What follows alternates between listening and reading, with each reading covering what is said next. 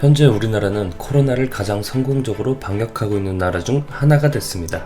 그리고 안일한 초동대처로 인해 최악의 상황을 겪고 있는 일본. 오늘은 이 두 나라의 정반대의 상황, 정반대의 의식을 소개하겠습니다. 중앙재난안전대책본부 복수의 고위 관계자는 이번 코로나19 대응에 어느 부처가 가장 잘 협조했냐는 질문에 망설임 없이 국방부의 군인을 꼽았습니다.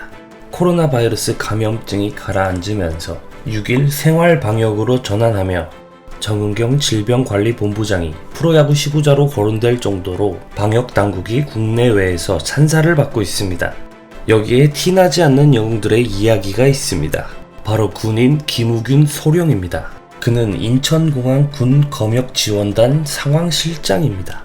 인천공항에는 검역 담당자, 군의관, 간호장교, 통역병 등 320명이 나와 있습니다.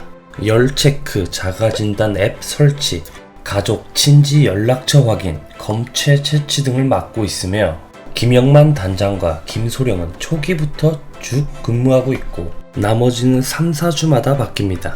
지금까지 8,630명이 투입됐으며 김소령은 1월 28일 공항 근무를 시작한 이후 100일 동안 단 한 번만 집에 갔다 왔습니다.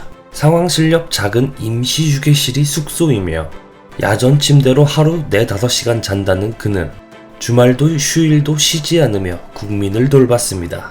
그는 하루 한 번 가족과 영상통화를 한다며 전쟁 상황이면 가족이 내 생사를 몰랐을 수도 있을 텐데 감사할 따름이다 라고 전했습니다. 한 달 사이 8kg이 빠진 그는 내년 3월 전역을 앞두고 이달 30일 전역 준비 교육에 들어갈 예정이었지만 2달 미뤘습니다. 김소령은 상황이 끝나지 않으면 계속 여기를 지킬 것이라고 말했습니다. 김소령은 과거 2015년 메르스 때 수원 의료원에서 물자 관리를 했고 지난해 아프리카 돼지열병이 번질 때 용인에서 출입차단 업무를 맡은 경험이 있고 이번에도 역시 자원했습니다.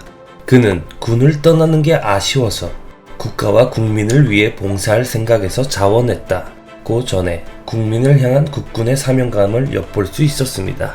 대한민국 역사에는 그간 수많은 영웅들이 있었습니다. 충무공 이순신부터 연평해전의 고 한상국 중사까지 국민의 안위를 위해 동료를 위해 위험을 무릅쓰고 최전선에서 희생하는 마음가짐이 있기에 대한민국이 안전한 것은 저명한 사실입니다. 군인, 의사와 간호사와 더불어 국민의 안전을 위해 불철주야 고군분투하는 모든 인력에 대한민국은 지금 감사의 물결이 일고 있습니다. 이에 대조되게도 이웃국가 일본은 나날이 상황이 급격히 나빠지고 있습니다.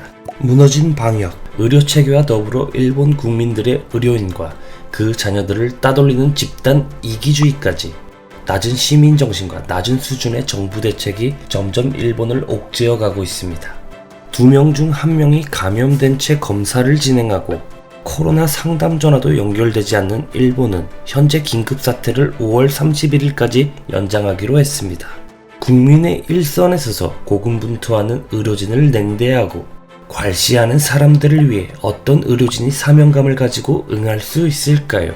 우리들 또한 스스로 만족하지 말고 세계 사례를 보며 현상을 되새길 필요가 있습니다.